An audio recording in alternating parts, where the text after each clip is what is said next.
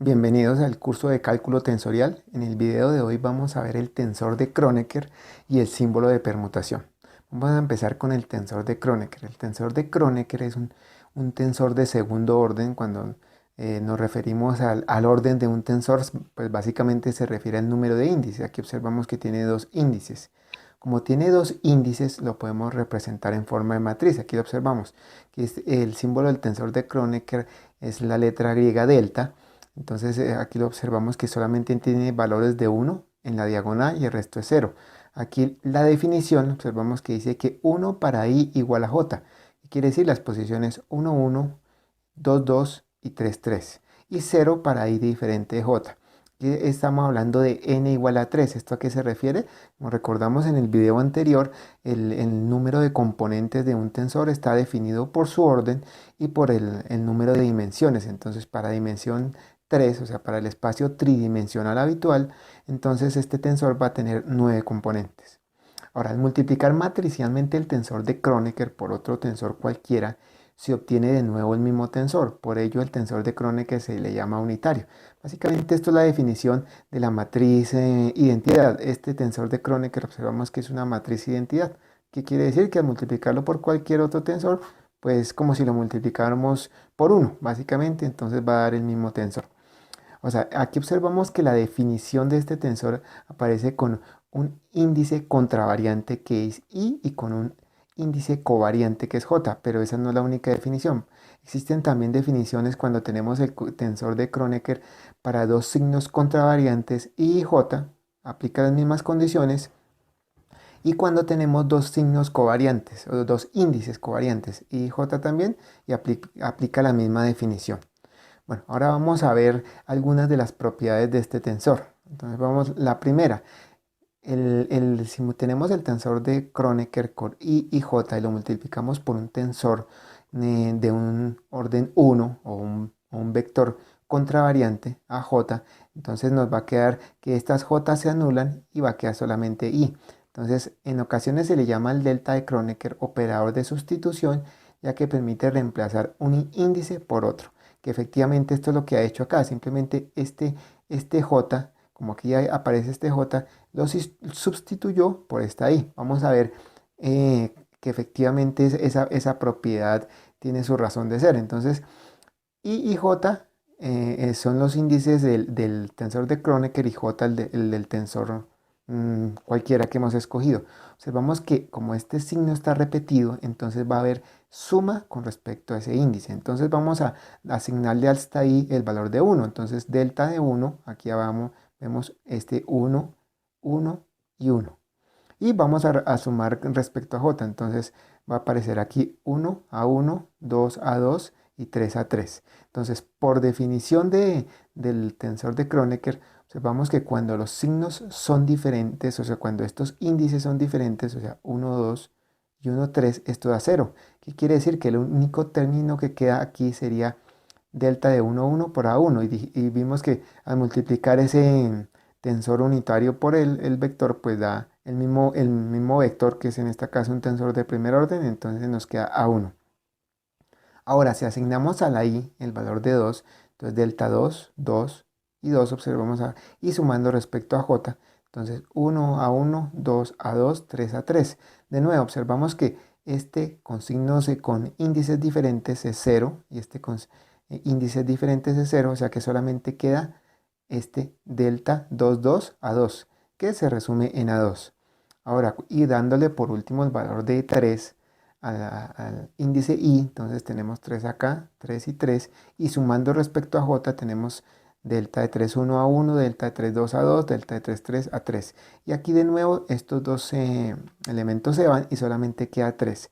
Si observamos los términos que sobreviven son A1, A2 y A3.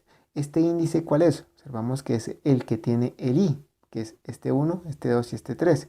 En resumidas, esta propiedad nos está diciendo que aquí solamente sobrevive este símbolo, que quiere decir que al multiplicarlo por este tensor organizado con esos índices, este j que tiene aquí y este j se reemplaza por el i. Ya hemos demostrado la propiedad. Aquí pues obviamente hemos utilizado un espacio tridimensional, o sea n igual a 3. Ahora vamos a ver otras propiedades.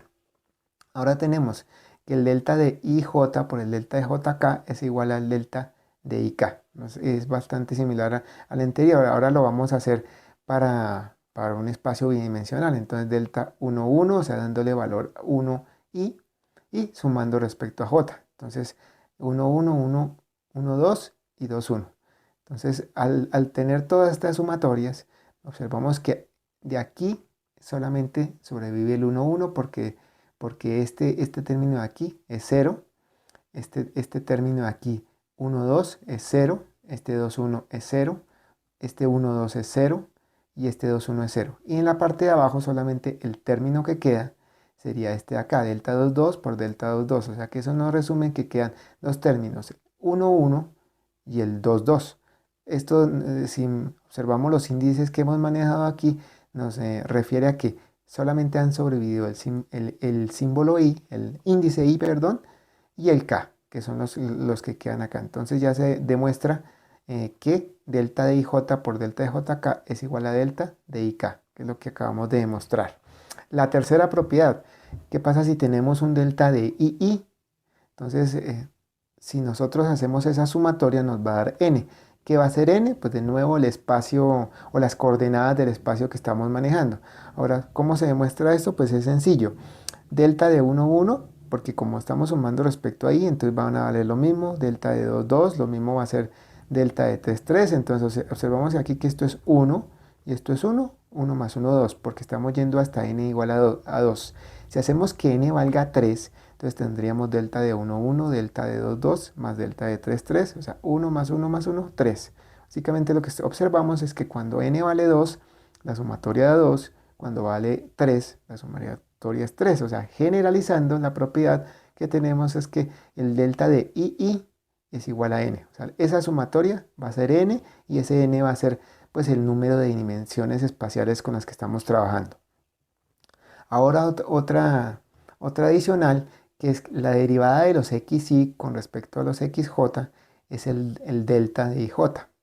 Lo mismo podemos expresar esta relación si nosotros tenemos que las i's de las coordenadas x sub y dependen de las x sub k que están en el sistema barrado. Entonces simplemente aquí lo que estamos haciendo es una regla de la cadena derivada de xy con respecto a xk por xk respecto a xj, que viene siendo esta misma relación. Entonces, ¿a qué se refiere esto? Si nosotros recordemos que estas xy y estas xj pueden ser, por ejemplo, las variables habituales del plano cartesiano x, y z si está en la parte tridimensional. Entonces nos están diciendo que la de xy de xj es igual a 1 si y es igual a j. ¿A qué se refiere esto? Que si estos símbolos son iguales, las variables van a ser iguales. ¿Qué va a ser esto? De x, de y o de z. Eso va a ser 1. Si resulta que las variables son diferentes, de x de y, de x de j va a ser igual a 0. ¿Por qué? Porque quedaría algo así como la derivada de x con respecto a y, pues es 0. La derivada de y con respecto a z y todas las combinaciones posibles. ¿Por qué? Porque estas xy y estas xj son independientes. Al tener esta relación, observamos que esta, cuando ambas son iguales, nos da 1 y cuando son diferentes, nos da 0. Que precisamente esa es la definición del delta de Kronecker. O sea, ¿qué quiere decir? Que estas derivadas parciales de x y de xj van a ser igual al delta de Kronecker. Cuando y es igual a j, vale 1 y cuando son diferentes, vale 0. Vamos a ver aquí unos ejemplos sencillos de utilizando el delta de Kronecker. Por ejemplo, la derivada de esta expresión acá respecto a las xk, donde a y j son constantes y xj pues son unas variables. Entonces lo que hacemos es derivar esto, sacamos las constantes aquí de la derivada y esto nos va a dar, sabemos que de xj, que es esta acá, de xk, pues va a ser igual al delta de ijk. Si lo multiplicamos por estas constantes ij, pues lo que estamos haciendo básicamente es sustituir este símbolo j por k, como vimos en las propiedades anteriores. Entonces esto se resume a que esta derivada va a ser a sub ik, en base a las propiedades que habíamos visto anteriormente. Aquí tenemos ya la expresión final.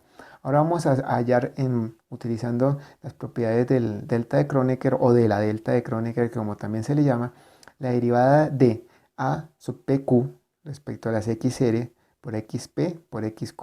Entonces, esto de nuevo son constantes que se pueden sacar de la derivada y vamos a entonces hallar que esto es derivada de xp con respecto a xr por xq, o sea que derivada de la primera por la segunda más la derivada de la segunda por la primera de xq de xr por xp.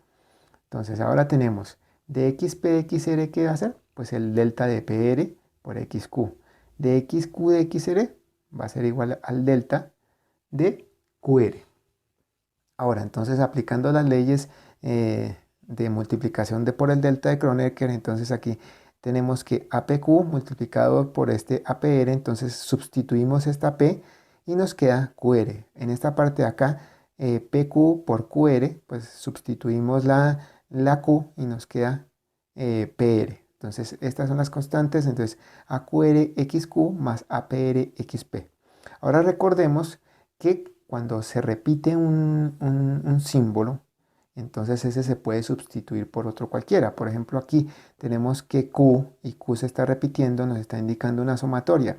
Aquí en esta parte P y P se está repitiendo, entonces también nos está indicando una sumatoria. Entonces lo que podemos hacer es que como los índices repetidos se pueden cambiar por otro, según la ley de sumatoria, siempre y cuando ese otro no sea el otro índice que aparece en el término, entonces lo que vamos a hacer es cambiar esta Q que está indicando aquí sumatoria por P, de tal forma que aquí nos va a quedar APR XP más APR XP. Y observamos, este es el mismo término, entonces el resultado final es dos veces este término. Es importante esa regla que se aplica mucho en las simplificaciones tensoriales. Les repito, cuando tenemos un índice que nos indica sumatoria, si hay otra sumatoria, otro término con sumatoria, nosotros podemos igualar esos índices porque son índices mudos o índices repetidos que no interfieren, digamos, no cambian el sentido de la ecuación y podemos hacer esta simplificación. Eso aparece en algunas demostraciones de cálculo tensorial. Bueno, ahora vamos a ver el símbolo de permutación, también llamado tensor alternante E. Se define como, entonces una cosa, en ocasiones, para no confundir este símbolo de permutación que es E minúscula con los vectores en base en algunos sistemas coordenados, lo llaman epsilon. Sin embargo, es muy rara esa nomenclatura, por lo general se le llama E, entonces hay que tener en cuenta no confundirlo con los vectores base. Entonces, en general, el símbolo de permutación de I, J, K hasta un L, que es con todos los índices contravariantes o todos los índices covariantes, se define que vale 1 si IJKL es una permutación par de 1, 2, 3 o dependiendo de la cantidad de dimensiones. Recordemos, estos índices van hasta el número de dimensiones que estamos manejando. En este caso, por facilidad, vamos a hacer que sea tridimensional. Entonces, esto es una permutación par de 1, 2, 3. Menos 1 si IJKL es una permutación impar de 1, 2, 3 y 0 en todos los otros casos.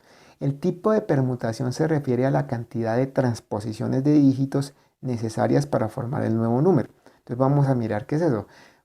1, 2, 3, que es el orden del número en el espacio tridimensional, pues no se necesita permutaciones para formarse a sí mismo. ¿Qué quiere decir? Que hay una cantidad de permutaciones 0. Aquí dice, si esto es una permutación par, entonces el valor es 1. Observamos que esta es una permutación 0 porque se deja el número como tal, sin ningún intercambio. Entonces vale 1. Ahora, para formar este número 312, ¿qué tenemos que hacer primero? Observamos que vamos a intercambiar este 1 con este 3. Entonces el 3 pasa para acá y el 1 para acá. Después, para que nosotros formemos el 3, 1, 2, entonces lo que estamos haciendo es cambiar este 1 por este 2 y viceversa. Entonces, para llegar al número 312 hemos hecho dos permutaciones. ¿Qué quiere decir? Que es un número par. Como ese es un número par, por la definición, este valor vale 1. O sea que E vale 1. Ahora lo mismo para formar el número 231. Entonces, la primera permutación que debemos hacer es que vamos a dejar este 3 quieto acá y vamos a intercambiar 2 y 1. Entonces ya llevamos una permutación. Llevamos 2 y 1, que este es 1 y 2. Ahora la segunda permutación es estos dos, 1 y 3. Queda 2, 3, 1. ¿Qué quiere decir? Que para llegar al número 2, 3, 1 hemos hecho dos permutaciones, o sea, un número par, y el valor del símbolo de permutación es 1. Ahora, para formar el número 2, 1, 3, pues simplemente se hace una sola permutación. ¿Por qué? Porque estamos este 3 y solamente intercambiamos este 2 y este 1, o sea que el valor de E es menos 1. Para el 1, 3, 2 se hace una permutación o un intercambio entre estos dos, solamente una, es impar, vale menos 1.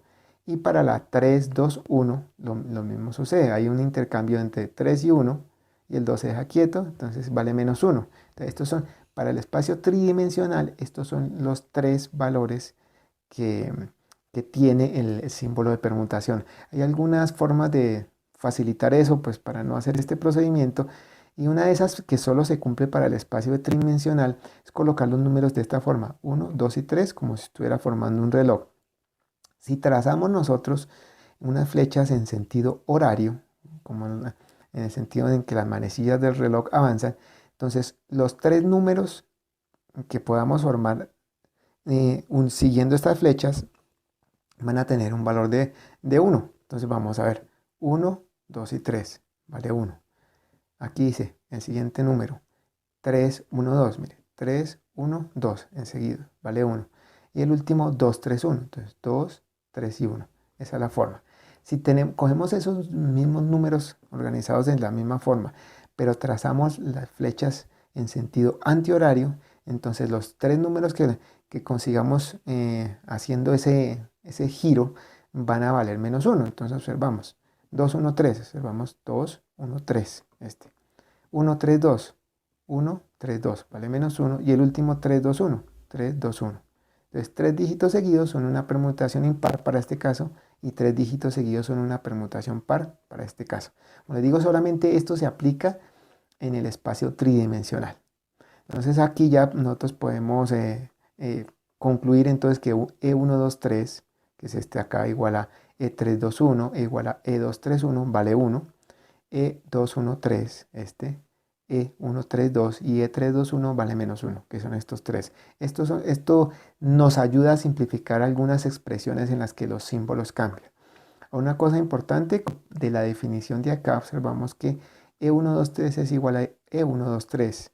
¿Qué quiere decir? Que con símbolos covariantes o con índices contravariantes va lo mismo. Lo mismo el 2, 1, 3 es igual a E2, 1, 3, covariante, contravariante, que es menos 1.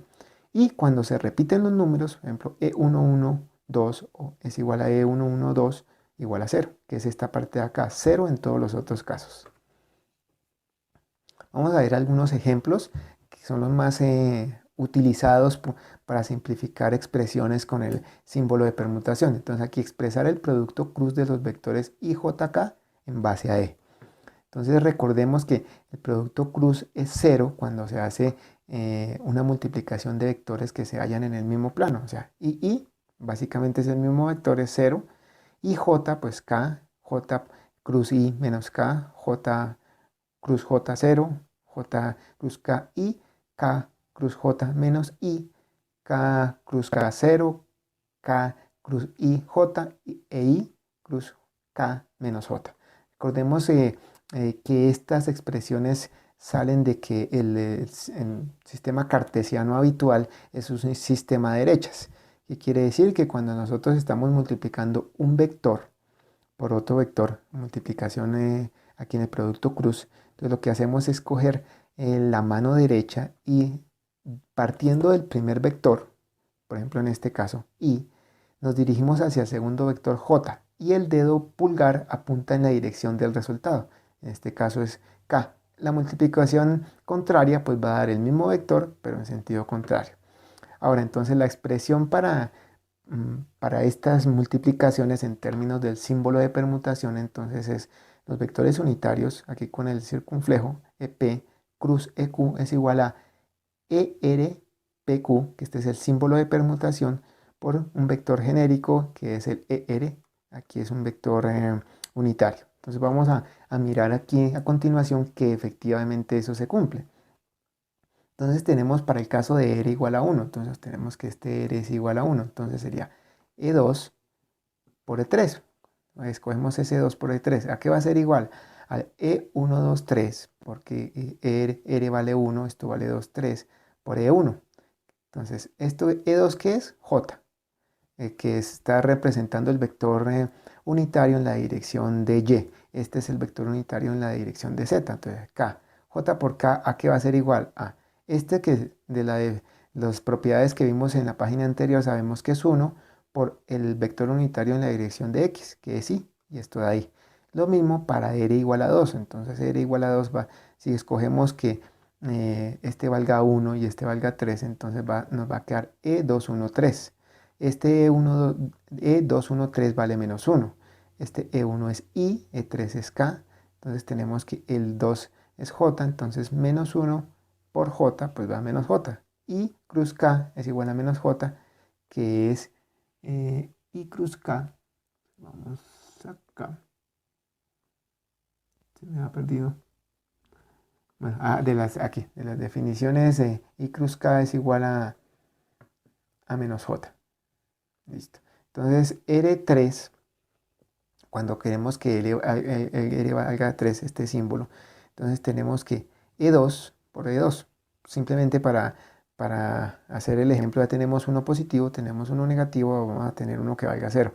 Entonces, E2 por E2, entonces va a ser este R que vale 3 y los dos otros símbolos repetidos. Ya sabemos que este E2 pues es J, E2 es J, y cualquier em, símbolo de permutación que tenga aquí estos dos repetidos va a ser 0. O sea que esto va a ser 0. J por J, observamos aquí, J por J es 0.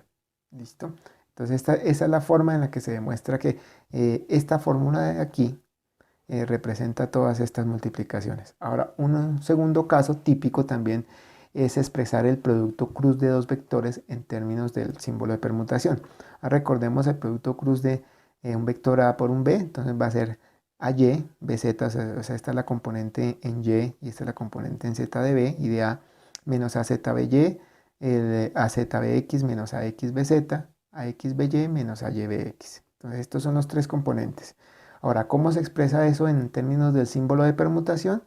Entonces, CR, que es el resultado de la multiplicación de esos vectores, va a ser ERPQ, APBQ, y este va a ser el vector que nos da la dirección en la que va la multiplicación. Entonces, digamos, si escogemos R como 1, entonces E1PQ, APBQ, E1, o sea, ya de aquí deducimos que esto va en la dirección de esta es la parte que pertenece a X. Entonces, si escogemos los números E1, 2, 3, AY, BZ, entonces tenemos que este E1, 2, 3 va a valer 1. Entonces tenemos que AY, BZ. ¿Y por qué? Por este vector que es este E1 en la dirección del eje X. Entonces tenemos que Y, o sea, esta parte de aquí va a ser igual a AY, BZ. Esa es la primera parte, AY, BZ. Ahora hallamos la segunda parte utilizando el C1 todavía, pero ya vamos entonces a intercambiar los símbolos. Entonces ya no vamos a tener E1, 2, 3, sino E1, 3, 2. Entonces, operando de la misma forma, observamos que este E1, 3, 2 vale menos 1. Entonces da menos 1 a Z, BY y observamos que apunta en esta misma dirección porque este es el segundo componente.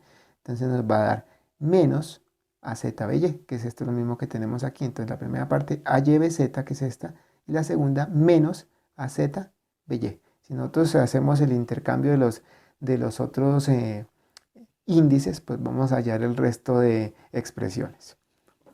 Bueno, por el video de hoy no es más. Hasta la próxima.